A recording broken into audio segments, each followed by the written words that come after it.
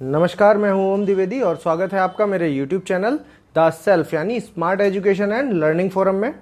दोस्तों, आज हम जिस टॉपिक के बारे में बात करेंगे वो है George Floyd and rights movement. और ये एक ऐसा टॉपिक है जिसने गवर्नमेंट मशीनरी के ऊपर एक क्वेश्चन मार्क लगा दिया है। तो सबसे पहले हम जानते हैं कि न्यूज़ क्या है।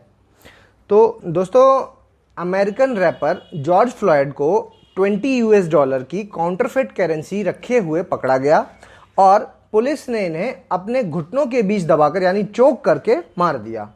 दोस्तों, इशू बहुत बड़ा है क्योंकि इस इशू में किसी की जान गई है और ये इशू सुनने में जितना बड़ा है उससे कहीं ज़्यादा दर्दनाक है, क्योंकि ये कोई अकेला केस नहीं है।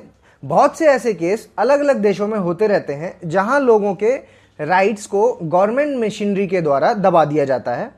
मोस्टली इस तरह की घटनाएं अनडेवलप्ड और डेवलपिंग कंट्रीज में देखने को मिलती हैं, बट ये घटना उस अमेरिका की है जो पूरे विश्व का सबसे डेवलप्ड देश माना जाता है और पूरे विश्व में सबसे पहले अपने कॉन्स्टिट्यूशन में फंडामेंटल राइट्स लाया। दोस्तों, अमेरिका में 2016 के इलेक्शन के बाद इस तरह के केसेस ज़्यादा प्रेवलेंट हो गए। 2016 के इलेक्शन में देखा गया कि डोनाल्ड ट्रंप को मेजॉरिटी वोट्स वाइट्स ने दिया था और ऑलमोस्ट नेग्लिजिबल वोट्स था जो कि ब्लैक्स की तरफ से मिला। और इस इश्यू के बाद, जिसमें एक ब्लैक की पुलिस के हाथों हत्या हुई, प्रेसिडेंट ने पब्लिक डोमेन में आकर कहा कि I will ask army to control the situation. मतलब अगर प्रोटेस्टर्स ने वायलेंस किया तो मुझे आर्मी बुलानी पड़ेगी सिचुएशन को कंट्रोल करने के लिए। दोस्तों, इस तरह के स्टेटमेंट्स की उम्मीद किसी देश के प्रेसिडेंट से नहीं की जा सकती। इस तरह के इंसिडेंसेस जो कि ह्यूमन राइट्स के अगेंस्ट हैं वो कोई फर्स्ट टाइम नहीं हुए हैं। पहले भी ऐसे कई इंसिडेंट्स जिसमें माइनॉरिटीज़ के साथ अनइक्वल डिसीजंस, फेक एनकाउंटर के केसेस, इंडिया में देखा जाए तो माइग्रेंट लेबर के ऊपर डिसइंफेक्टेंट का डालना जो कि WHO की गाइडलाइंस के अगेंस्ट था और सुप्रीम कोर्ट को भी सुओ मोटो एक्शन लेना पड़ा, एटसेट्रा। दोस्तों, इस जॉर्ज फ्लॉयड वाले केस ने इस तरह के सारे केसेस को एक बड़ा प्लेटफॉर्म दिया है ताकि एक प्रॉपर गाइडलाइंस बताई जा सके फॉर पुलिस और द गवर्नमेंट मशीनरी। सबसे पहले हम जान लेते हैं कि रेसिज्म की हिस्ट्री क्या है अमेरिका के अंदर। तो मैं बता दूं कि पहले US जो है वो ब्रिटिश की एक कॉलोनी हुआ करता था।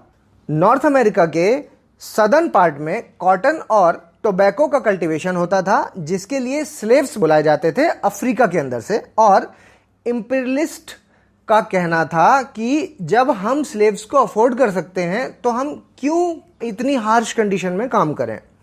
जब तक अमेरिका UK की कॉलोनी थी तब तक स्लेवरी अबॉलिशन या रेसिज्म को बिल्कुल भी एड्रेस नहीं किया गया। लेकिन आफ्टर इंडिपेंडेंस 1776 के बाद नॉर्दर्न अमेरिका का नॉर्थ वाला हिस्सा ज़्यादा डेवलप होने लगा ड्यू टू इंडस्ट्रियल इंटरेस्ट, और साउथ वाला हिस्सा जो था जिसमें स्लेव्स रह रहे थे वो कम डेवलप हो पाया due to their plantation interest. फिर 1861 में अमेरिका में सिविल वॉर स्टार्ट हो गया और फिर अब्राहम लिंकन यहाँ के प्रेसिडेंट बने और सिविल वॉर को कंट्रोल किया और स्लेवरी को ख़त्म किया इन 1863।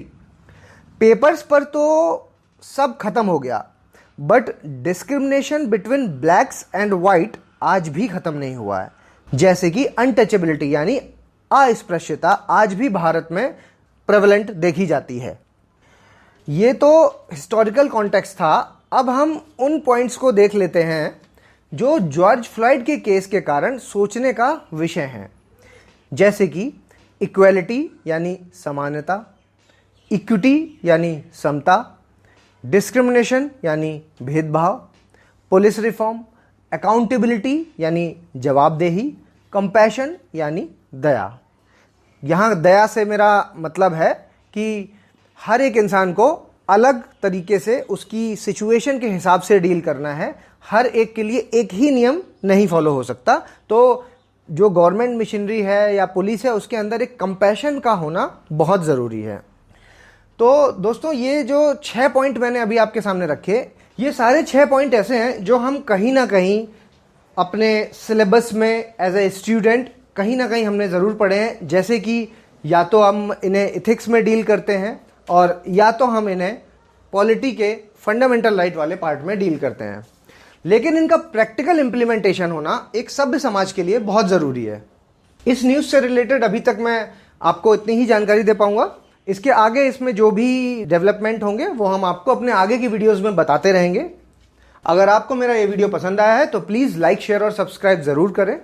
आप अपने विचार मुझे कमेंट्स के माध्यम से ज़रूर बताएं और मेरी ईमेल आईडी theselfeducationgroup@gmail.com पर आप मुझे मेल भी कर सकते हैं। तब तक के लिए धन्यवाद।